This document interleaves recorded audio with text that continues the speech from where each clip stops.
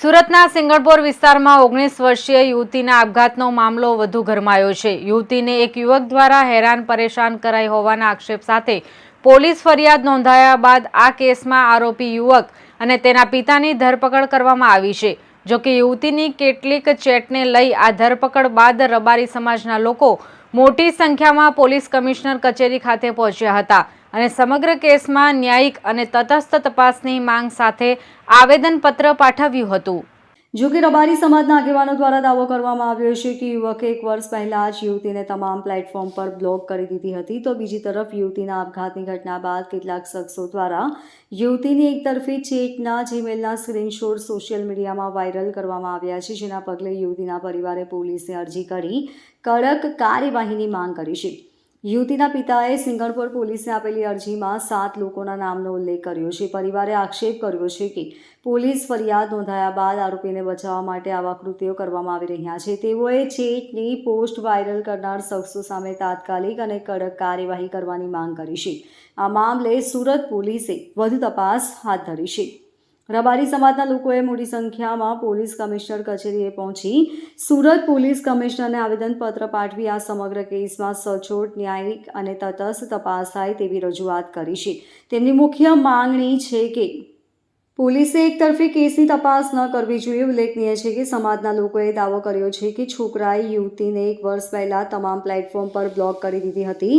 યુવતી વારંવાર છોકરાને મેસેજ કરતી હતી અને બ્લોક કર્યા પછી પણ મેલ દ્વારા સંપર્ક કરવાનો પ્રયાસ કરતી હતી। યુવતીએ મેલમાં અનેક વખત મેસેજ કર્યા હોવા છતાં યુવકે કોઈ રિપ્લાય આપ્યો ન હતો। આ સંજોગોમાં સમાજ દ્વારા યુવક અને તેના પિતાને આરોપી કઈ રીતે બનાવવામાં આવ્યા તે અંગે પ્રશ્નાર્થ ઊભો કરવામાં આવ્યો છે। રબારી સમાજ દ્વારા 19 વર્ષીય યુવતીના મોત અંગે દુઃખ વ્યક્ત કરવામાં આવ્યું છે, પરંતુ સાથે તેમણે પોલીસ ફરિયાદ અને સોશિયલ મીડિયા પર ચાલી રહેલા ટ્રોલિંગને ખોટું ગણાવ્યું છે। સમાજના લોકોએ આક્ષેપ કર્યો છે કે છેલ્લા 2 દિવસથી સોશિયલ મીડિયા પર તેમના સમાજને બદનામ કરવાનું કાવતરું ચાલી રહ્યું છે। સમાજના આગેવાન સુનિલ દેસાઈએ જણાવ્યું હતું કે અમને ખબર નથી કે જે છોકરો છે તેનો મીડિયા ટ્રાયલ કે કોઈ પોલિટિકલ દબાણના કારણે અલગ અલગ કલમ લગાવવામાં આવી રહી છે। તેમણે ઉમેર્યું કે જૂની વાત છે કે દીકરા અને દીકરી 1 વર્ષ પહેલાં કોઈ ઇન્સ્ટિટ્યૂટમાં હશે, બંને વચ્ચે મિત્રતા હતી, ત્યારે છોકરીના પિતાને ખબર પડી હશે, ત્યારે છોકરીના પિતાને કીધું હશે કે તું સમજાવી લેજે, ત્યારે છોકરાના પિતાએ તેને સમજાવ્યું હતું, જો કે આવું જ હશે તો બંધ કરી દેજે, ત્યારે છોકરાએ તેની સાથે બોલવાનું બંધ કરી દીધું અને સોશિયલ મીડિયા પર બ્લોક કરી દીધી હતી। સુનિલ દેસાઈએ સ્પષ્ટ કર્યું કે અમને કોઈને કશું કહેવા નથી માંગતા, માત્ર એટલું જ કહેવા માંગીએ છીએ કે તટસ્થ તપાસ થાય। સમાજ વચ્ચે કોઈ વિગ્રહ કરવા માંગતા નથી। આ ખૂબ જ રિસ્પેક્ટેડ સમાજ છે। અમે કોઈ સમાજ સાથે ઝઘડવા બેસ્યા નથી। માત્ર જે સત્ય છે તે જ બહાર આવે। વ્યક્તિગત જે પણ ઘટના બની છે તે જ જોવાનું છે, કોઈ સમાજ ઉપર જવાની જરૂર નથી। તમારું નામ? મારું નામ સુરેશભાઈ મોતીભાઈ દેસાઈ છે। સુરેશભાઈ, રજૂઆત માટે આવ્યા તો શું રજૂઆત છે? રજૂઆત એવી છે કે અત્યારે અમે કમિશનર સાહેબને રજૂઆત જ કરવા આવ્યા છીએ કે નીલ જે છે એને અત્યારે સમજો કે આ જે મીડિયા ટ્રાયલ અથવા તો કોઈ રાજકારણના દબાવથી ખબર નથી કેમ ડાયરેક્ટ જ નીલનું નામ લઈને એને જ એની બધી કલમો નાખવામાં આવી। હવે આ જૂની વાતો કંઈક છે કે ભાઈ વર્ષ પહેલા આ દીકરો અને દીકરી બંને કોઈ એક ઇન્સ્ટિટ્યૂટમાં હશે જેમાં એમના બંનેના એ લોકોના મિત્રતા હતી, તો એ એના ફાધરને ખબર પડી છે એ ટાઈમે, તો એમને વિષ્ણુભાઈને ફોન કરીને કીધું કે ભાઈ તારા દીકરાને સમજાવી દેજે, તો એમને એમના દીકરાને બોલાવી અને બધું કહી બી દીધું કે ભાઈ તું હવે આવું આ બધું છે એટલે કે હોય તો આ બધું તારે બંધ કરી દેવાનું।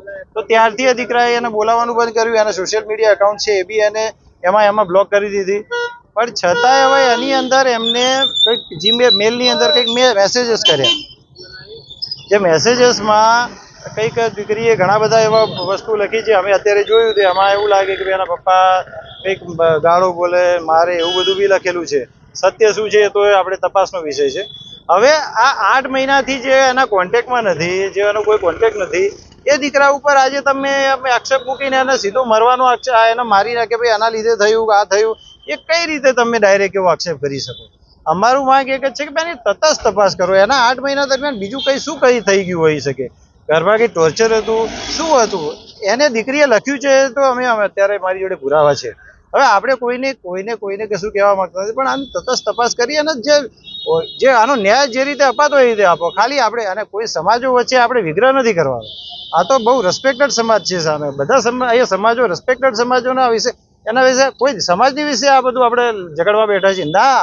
કોઈ ઇન્ડિવિજ્યુઅલ કંઈ થયું હોય જેવી થયું હોય પણ સમાજ લેવલે આપણે લઈ નથી જવાનું. આ વાત આટલે જ આની તટસ્થ તપાસ થાય એના માટે જ અમે આવ્યા છીએ. Bureau report LK star news Surat.